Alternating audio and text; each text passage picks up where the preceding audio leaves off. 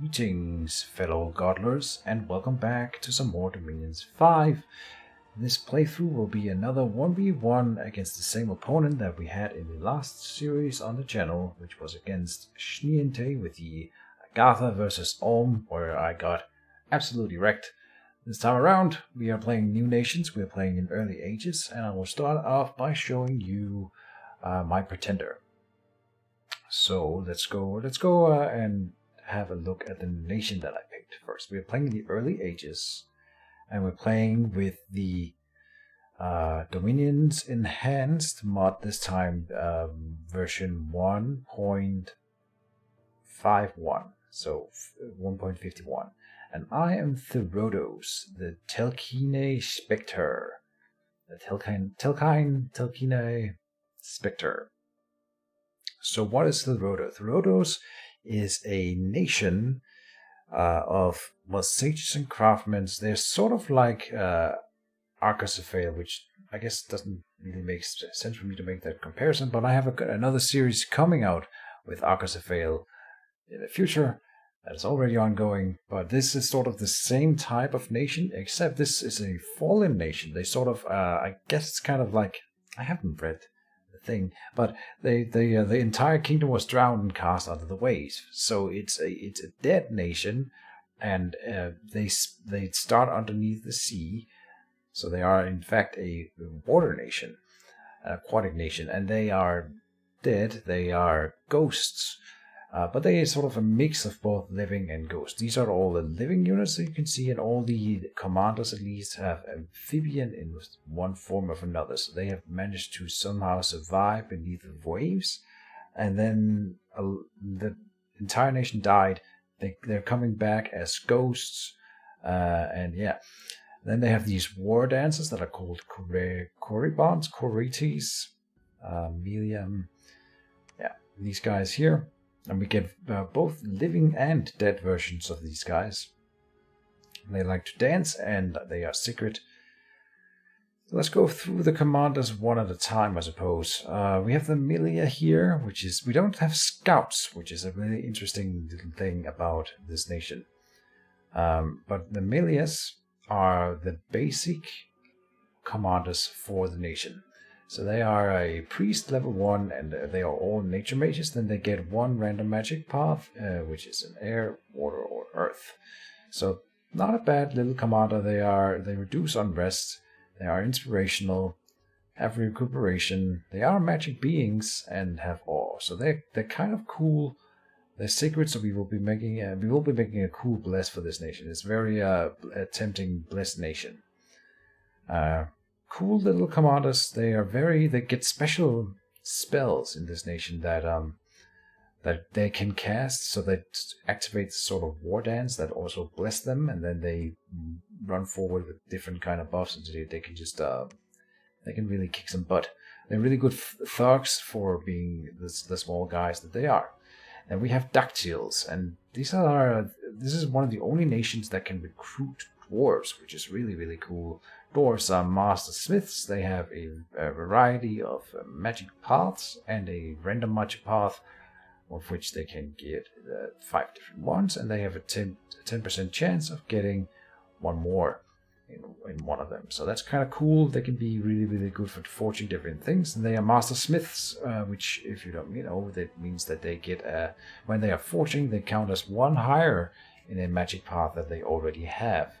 So if you roll Earth and Earth, which would be very lucky, you can get to Earth 4, and then they are Master Smiths, so you can forge an Earth 5 item with this guy if you roll those specific paths. They are very cool. The main thing for them is the Master Smith.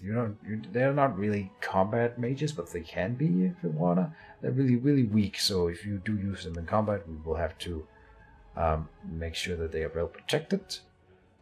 But they're not that bad. And they are decent researchers. They cost 96 gold per year. And let's put a pin in that number. Melias are not researchers. The next optional researcher we have is the Hekateride. And I will be slaughtering these names as always. which is a higher level mage in different paths. They are nature mages and water mages, and then they get one random, and a chance of another at 10%. They can get air, water, earth, and nature. And they're priest level 2. They're sort of like the Milias, but I guess a higher level. They reduce unrest, they have inspirational. They can't do the same war dance things. I think they actually can do the war dance things, but they're not meant to be melee combatants. Actually, like, let's see, attack. It goes 11, 11, 11 here, and those are sort of the important combat stats. Let's see here. Yeah, see, strength is higher, attack skill and defense skill. Defense skill being probably because of the shield, yeah. But still, it goes 12, 13, 12. So these are not as combat focused, but could theoretically substitute for a melee in combat. You don't want to use these, I think, as melee combatants. They are the casters and the major priests of the nation. They're also sacred, of course. And so they get 17 research ability for 150 gold per year. The other one was 15 for the 96. So the Dactyls are in fact the better researcher of the two. There's one more mage that we will be looking at, and it's the Caballeros, which is an earth mage with a random 4 different ones. We can go to Earth 2 or get a random in one of the smaller ones here. The other, is that all the elementals? It's precisely all the elementals. And then he has Research 9. The cool thing about them is that they get the Forge bonus. So if you equip them with a Forge hammer, we can be forging at a gem reduction of 3, which is really, really nice. I love that kind of thing. We also get a resource bonus here. They cause unrest though. And they are sacred, that's nice. Let's see, for 50 gold, you get 9 research. Yeah, the Dactyls will be our best researcher on this list, but we will have some summons that are better at researching than these guys. So our main researchers are in fact not in this list. But let's go through the rest of the units. Also worth noting that these guys over here, these two, the Dactyl and the Hecaterite, can only be recruited in capital, so they are the cap-only mages. Melias can also be recruited in coastal forts. They can be recruited in all underwater forts and coastal forts. I guess not in non-coastal forts. Not something I have actually tested. And these other, so there's a divide here. We actually do get scouts. They're just over here, and they can only be recruited in coastal forts. And the same for our Therodian commander. The scout, nothing special to say about this guy. It's box standard scout.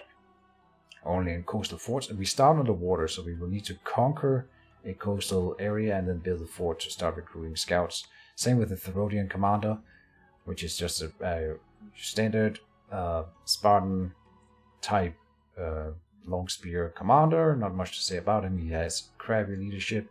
We will basically never be recruiting this guy, I think, because we can get ghost versions of them that are just better, or at least they're free.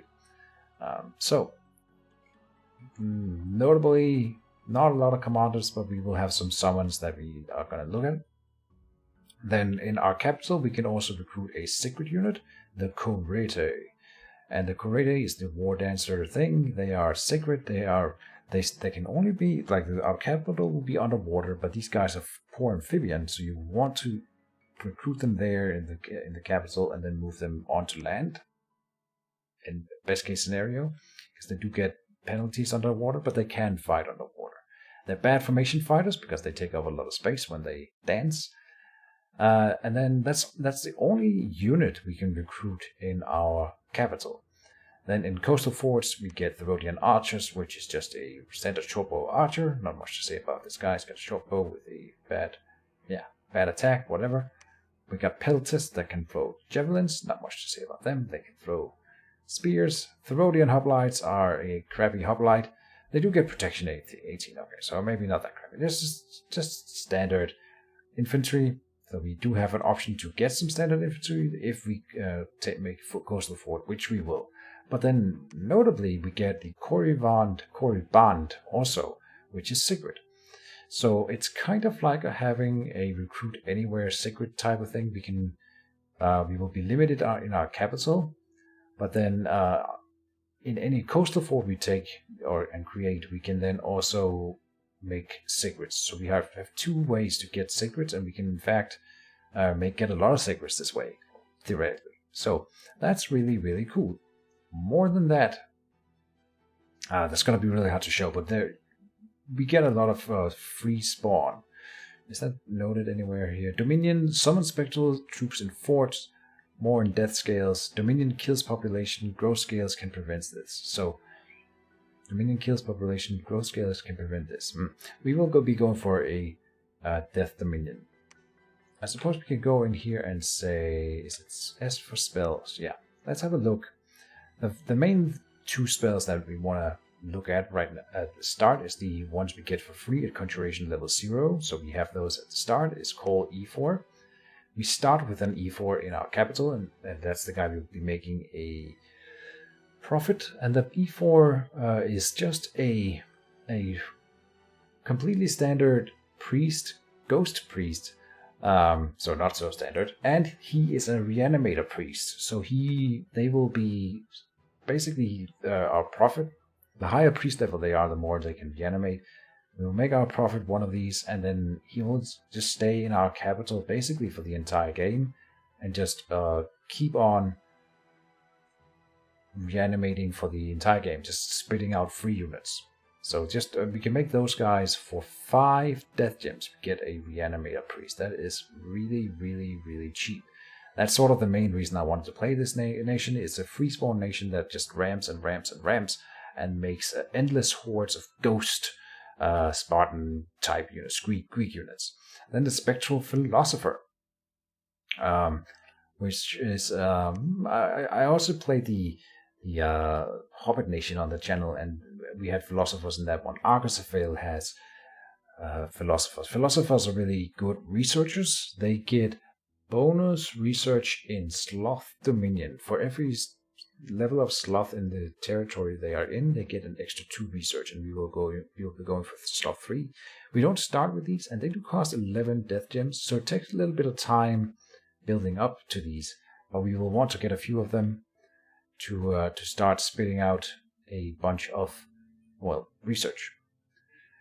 Then moving down the line, we get Headless Men, which is a Greek type unit that most Greek type nations can get, at least in Dominion's Enhanced. And these guys are just like robot men. You get a lot of them, and they are headless men. They are warriors. They move forward and they punch stuff. Then we get a Spectral Milia, so it's a ghost version of the Milia that we were looking at before. I don't know that I would buy a lot of these guys. They are the upgraded version of an E4. So if you just want a ghost commander that spits out more ghosts, you want to go for the E4. I think they will reanimate the same amount. If you want to get a ghost commander caster that can then move out, or most notably, they come in with some spells, magic powers, so they are death. So you can use them to cast more death spells. Hound of Twilight are sort of these 2-headed hounds with serpent tails that we can summon.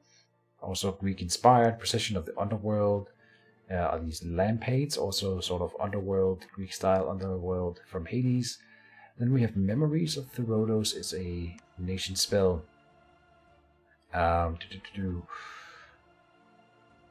Many specters will be drawn by the spectacle to join the battle. So we get a free sort of, it's not a free, it's 1 gem, summon a lot of extra random ghosts in the battle. So that's something we can cast. Bind Kiris, also a Greek thing. Riders on the Storm, we can send storms.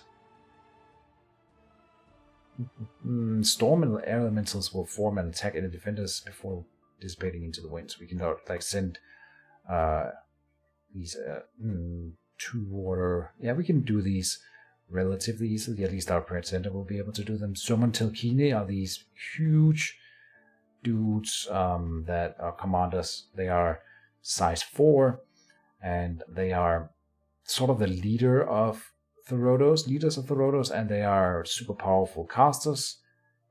and they have the demonic for the shapeshifters, and in the sea they are stronger. In human shape, their skills in forging have increased. I didn't know. Okay, and the Scourge of the Deeps is a Cetus, a big monster, but that's in level 9.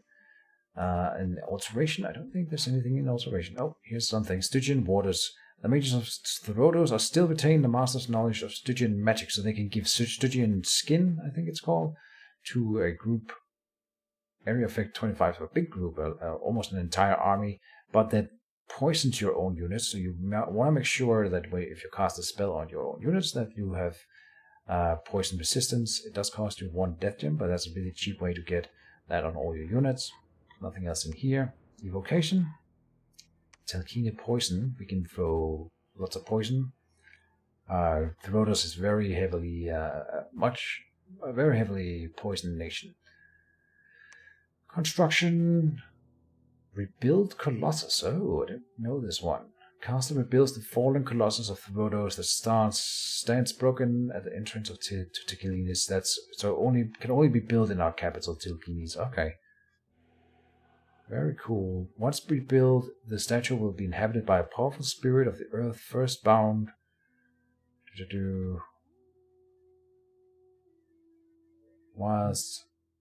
I will have to try this one in the test game. I don't know exactly what it does. In a brass bowl. One of the fabled huge automatons appearing as a fire-breathing brass bowl. Alright. Very cool. Enchantment. We have... Here are some of the divine dances that we can do. And the protection of the Hectorites is an anti-poison spell that we can cast at the very start. So if you have any level 2 nature mage, which we can easily get, we can protect units against the poison that we were looking at before. And it's very much incentivizes us to go for foul vapors early on. And cast that in battles. We can sow Dragon Teeth. Again, this is also a spell available to Arcosophael and other Greek nations. There's sort of these Spartoi men made of Dragon Teeth that will fight for us in one battle. Thaumaturgy. Anything in here? Stygian Malediction. Increases Stygian influence in the nearby Therodian province. So we try to kill population as fast as possible. And armies forced to fight in the province will be affected by the poisonous fumes. That's interesting. Oh, okay. So you can... so you can make foul vapors like an ongoing effect in the province. Really, really cool. Thaumaturgy, that was the one. Nothing in blood magic. Nope. Alright, so that's just... I wanted to show these spells here. Now, the pretender that we are going for is the Telkine God King. This guy here. And we don't have to build him in here. I have him ready to go. Manbird Dog. Not Manbird Pig. This is Manbird Dog. He's a man. He's a... How it goes? Half man, half bird, half dog. And he is a rainbow pretender. And he is awake. So we will have him at the very start. These guys... this guy is really, really cool. Has a lot of different things going on for him. He's got fear. And then a lot of things are dependent on his bless. He's a shape changer, which is notable. He can turn into a human shape, so he has 2 forms. And if the form with less HP dies, you turn into the other shape. So in battle, we will be using her as an expanded pretender, but also a really, really good side searcher. He's got sailing, if that becomes necessary, supply bonus. And then Reaper, he kills population wherever he goes. So that's a sort of a downside, but whatever, we'll deal with that. We've got a Dominion here that is pretty much tanked every scale except luck. Got Turmoil 3, Sloth 3 for the philosophers. Therodos prefer code 2, so we dump in 1 more to go to code 3. Then Growth Death, we've got... Oh, so we could have actually gotten more points by going Heat 1. Maybe something to think about for future playthroughs. Then Death 3, which will give us more ghosts. Fortune and Misfortune. So I opted to not go for 3, because if we find a Throne of Fortune, for example, we would not get the extra boost out of it if we had it at 3 already. So I like to go 2, and then magic. We go drain 1 to pay for all the less stuff. He's got a high, really high in all of the magic paths. He's actually 3/4/4 here, but while he's in the dog shape form, he gets a bonus of 1 to air and water. So he doesn't have 5 in these, and that will be reflected down here. We have attack skill, and all of these are mostly for the war dances that we have, but also sort of for him. Attack skill, minor shock resistance and cold resistance for some defensive stuff. He does have built-in fire resistance on his own, apparently. Swiftness is really good, and it kind of makes a war dances like cavalry, which I kind of like. Then defense skill.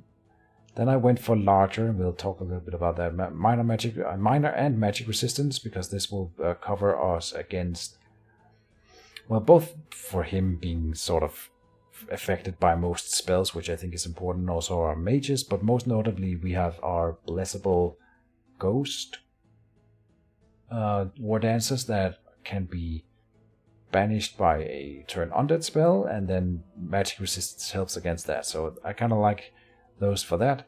Then Undying is just good, and especially for the undead blessed troops. If they survive the combat while being in negative HP, we can go to -8 with this Undying 4. They will still live. Our living units will just have a little bit more fight in them, so that's fine.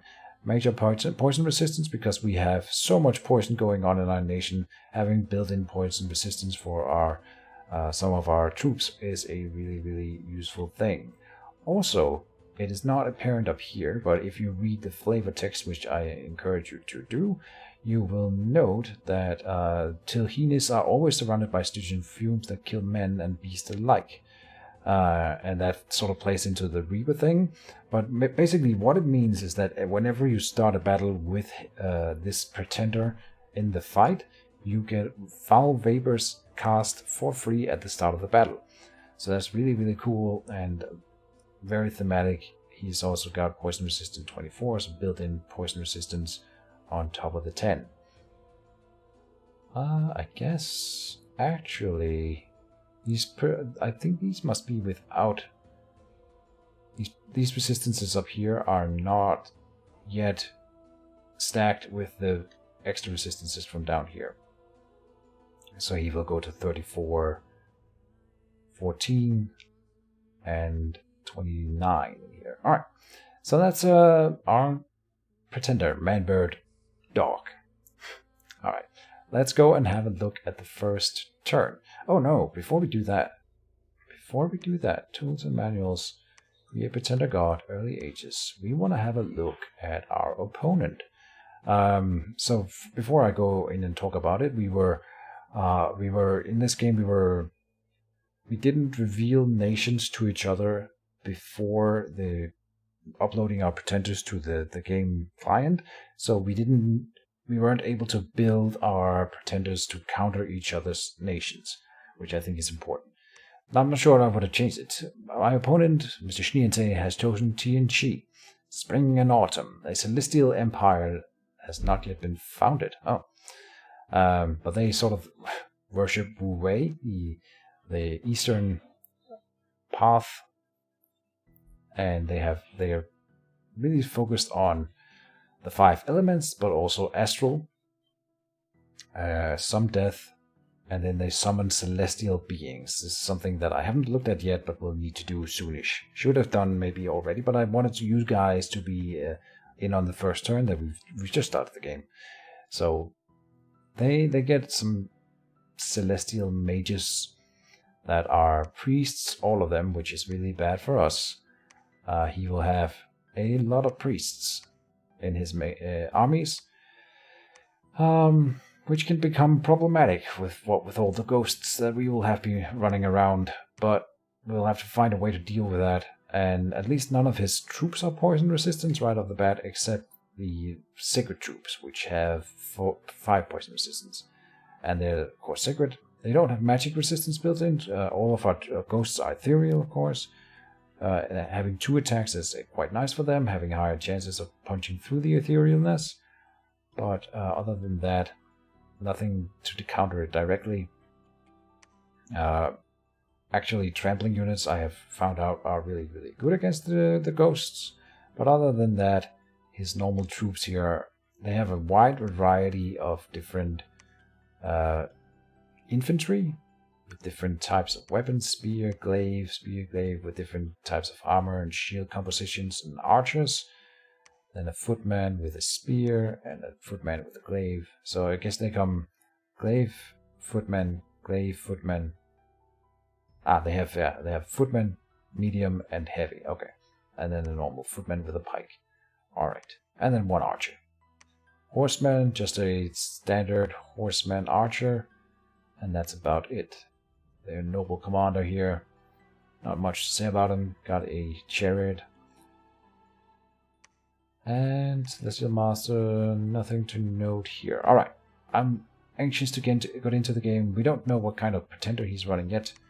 I can wager a guess. I would think that he went for something with a discount, so probably the Bodhisattva of Mercy, or maybe the Celestial General. But I will not dive too deeply into that right now. Could be the Celestial Carp, sure. I hope that's the one. Alright, no. Let's go and let's not speculate. I have introduced you to Man-Bird Dog. This is not how we do it. We're going to continue our game. 1v1 Therodos. Turn 1. Man-Bird Dog, God of Therodos, spring in the year 0 of the Ascension Wars. In the beginning there was chaos, and you can read the flavor texts if you wanna. But I have read it 100 times, not interested in it right now. We have our Awake Pretender. Here he is, Man-Bird Dog, who is 1 size higher than he... Oh, I promise I will talk about the large thing in the Bless. So, first of all, a shout out to Chris Lighthawk for helping with my Pretender creation. He was very helpful and nice to me, and I'm not very good at listening and taking advice. I want to do things my way, and I had sort of set my mind on this Bless. I did change a little bit based on his input, but he wanted me to go for the Regen Bless, and I didn't realize that Regen worked on that, so I didn't go for it. But I kind of like the large one. It increases his size because he's not normally size 6. Anything below size 4 can be enlarged, so he is in fact enlarged and has a lot more hit points than he otherwise would, which will, once he casts Regen on himself, he can do Strength of Gaia. He now gets a lot of extra hit points that will combo with the Regen. And all of our priests, here's a Spectral Melia. They are larger, come in with more hit points, they hit harder, and they also notably have more mat move, which is quite nice. Reduce the increased hit points during... Yeah, increased map move. How much more? Enlarged +2. But it can make you sometimes move 1 space or 1 zone, 1 province further, which is quite nice. And that goes for all of our recruitables. Melias will be a little bit bigger. And Hectorite, even our dwarves will go up to size 2 instead of being size 1. Look at that. So that's kind of fun. And all of our sacreds are also larger. Since they are also bad formation fighter, normally a bad formation fighter unable to fight in type formation can fit 1 less unit into a square. So normally they are size 2, and therefore they can have 3, but then only 2 because of the bad formation fighter. Then they can fit 1 less in a square for being large, so we can only have 1 of our sacreds per tile, and that's sort of a debuff. It for sure is, so kind of a downside that we will have to deal with, but it's still kind of cool, and I liked it, and now it's a thing. Right. A lot of rambling about that. Let's zoom out. This is the map that Mr. Schneeente has created with a program that I don't know the name of, but to make balanced starts for everyone. This is our starting position, the Therodos. We have Telkinis here. This is the gems that we get. We can also see it up here. What to note? Anything to note? I don't know. I have practiced a lot. I've done a lot of practice games, and we will do some early expansion, but not turn 1. We are definitely not a turn 1 expansion thing. Before Manbird Dog can go out and expand on his own, he needs some specific spells, also a head item and a body item. We were very lucky. So the Spectral Melia comes in with 1 of 3 random paths and then a death path. And the Earth is one we need. If we didn't get that Earth path, we would need to buy a Melia right off the bat and then hope she rolls an Earth path to forge equipment for Manbird Dog. Now instead we can go directly for a Hekaterite, so I will do that.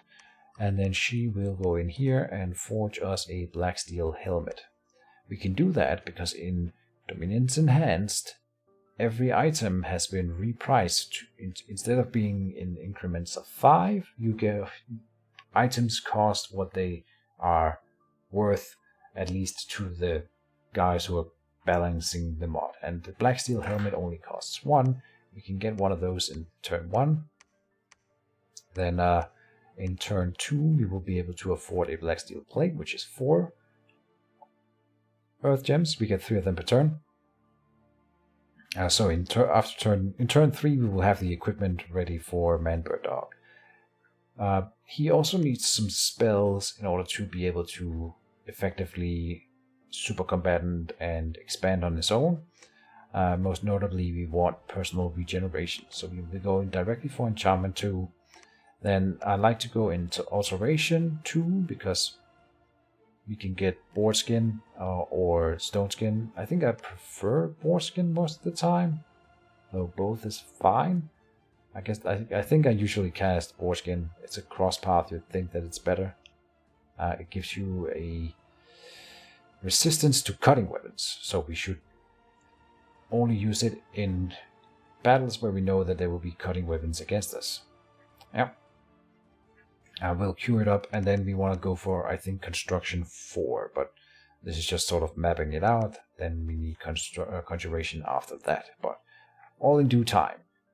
First, the real milestone to hit is enchantment 2, so we get personal regeneration that makes him able to kill most in the provinces without issues. Also, we can show off the change shape. Here he is. Look at that handsome fella. He's just a man. Half man, half bird. I don't know. That cracks me up every time. Most notably, this is the path that he actually has. So when here he has 64 research. If I change his state shape, he goes into 64. This is the form with more hit points. It goes 112, and this one is 96. So in battles, we will want to start him in this form, because when he dies in this form, he turns into the other one. So he basically has 2 lives, which is kind of cool. While he's researching, though, we want him in this form. There you go. That gives us 64 research per turn. We'll get enchantment level 1 in 1 turn. I think we can squeeze out enchantment level 3 by turn 3. Either to move out in turn 3 or to move out in turn 4. I never really make that work out for me. He didn't specifically request it, but since Chris Lighthawk was the guy who helped me, and he is sort of a legend in YouTube series. There are many YouTubers who have a Chris Lighthawk in their series. We will have Chris Lighthawk as our prophet. He won't see much action. He's just going to stand here. He can call Spectres as such, but if we read on the ability here, it says, can reanimate the dead using his holy powers. The type of reanimation possible depends on his priest level and what nation he is priest for. And I read into this that making him the prophet and then having him call Spectres after the fact is more efficient for more ghosts. So I do it like that. And we get a Hectarite. We don't get any Corrodes. I don't know how to say that. Corrodes in turn 1, and usually we don't want to actually buy a lot of these guys in the very early on. One notable thing about the Therodos is that they get free spawn ghosts in their forts. So we want to get a second fort and third fort up as soon as possible, and they cost about 600 gold, as they usually do, so we want to save up for that. The Hecaterite can do some really, really interesting... this Divine Dance, actually, is one of them. It's a ritual that it's hard to get a read on exactly what this does from the text here. The Dominion of the Lord may increase if it's performed at a temple. A war dancer can be drawn, so you get a free, and it's a free this type of this unit here. So you increase Dominion. We get a little bit of free gold, and then we have a chance to draw a war dancer. We need Hecaterites to cast it. Here, yeah, it has to be a Hecaterite. So that's why I like recruiting them. Having them do that instead of researching is a little bit iffy because they are quite expensive, but they also produce a little bit of gold when they do it, so they sort of pay for themselves. I think it's worth having one in every fort doing it. You can only have one per fort, so I think I want one in every fort, and that's how I've been doing it in my test anyway. Alright. That's a lot of information dumped on you guys really, really quickly. I still want to go through some more stuff. We don't have score graphs for both nations this time. That's one thing. We have no info available at all about other nations, but we know that he is Tien because I can see that in the game client lobby on the Llama server. Well, we can't see what titles and stuff the other nations have, so we can't guess at what kind of build or bless he has done. Not yet. For Thrones of Ascension, I guess we can see the... Where is that? The game settings. This time around we are trying Independent Strength 9. That is the maximum it can be set to decrease the time... to extend the time we have to expand or to build up before we meet each other. It's going to be harder to expand, therefore it will take longer before we meet each other, and hopefully the game will last a little bit longer because of it. That's the idea behind that. Other than that, everything is set to base. And in throne settings, also a request by Schneeente, or he just said it like this, he was the host this time around. We are playing for 7 ascension points, and we have 3 level 2 thrones and 3 level 1 thrones. So we need to either take all these 3 level 2 and 1 level 1, or all 3 level 1s and 2 level 2. So it's basically like 75% of them. Yeah. But Mr. Manbird Dog can take most of these on his own. We have one in the water right here. That should be relatively easy to go to him. We can try to go for one really early on, and I'm tempted to do that. There's one right here and one right there. Yeah, so we've got three right next to us, one over here. Also notably, it is a wraparound map like that. I think it's 66 land provinces and I think 15 water provinces. But a lot of them are coastal provinces because we have a lot of little lakes, and that's going to be really, really good for us. In fact, there are only a very, very few provinces that are not coastal provinces, like these 4 in here. That one. So not a lot of non-coast provinces, which is really, really good for Therodos. Yeah, I think I've been through most of it at this point. Forging a black steel helmet here for Manbird Dog. Next turn a plate. Making a profit out of Chris Lighthawk, and we're researching here, prepping for the expansions. We get these, I didn't talk about them. So we get ghosts at the start, and we get free spawn every turn of these types, and also an archer type of the same. Basically, it's the ghost variants of the units that we can recruit. which I suppose we can't see in here because we can't click there. Alright, never mind. And we also get ghost versions of the Therodos, although those are pretty rare. But the spectral peltasts, or the spectral hoplite is the more basic one. They are just box standard ghosts. Most undead had poison resistance, and most undead will have cold resistance. I think that's actually every undead. So that's built in and makes them a little bit better than standard troops. They also have ethereal, which is quite nice. On the flip side, they don't have any protection at all. So if you can hit them through ethereal and aren't worried about poison or cold, then they are actually quite weak. Because they will take full damage for any hit that bypasses ethereal and all the other things. Then they're floating, which is quite nice. We can pass rivers and swamp and all kinds of things. They have quite high move, and they have spirit sight, which is also quite nice. Let's see. Spirit realm, see true essence of beings, no sight penalties from darkness, and can see invisible units. They are formation fighters, as most hoplites are, but in fact the normal hoplites that we can produce don't have formation fighters. So they are in every way just a little bit better. Oh, and they are free. So I think they are just really strong, this nation. Unless they are hard countered by someone with easy access to magic weapons or a lot of priests, which Tien has. So we could end up being countered really, really roughly by Tien here, and we will have to be careful. Find out a way to easily kill priests in combat without them getting to mass a lot of priests against a large ghost army, because in that case I would probably get absolutely obliterated. I think Mr. Man-Bird Dog here will be an instrument in that plan, but that's something we will have to explore in the future.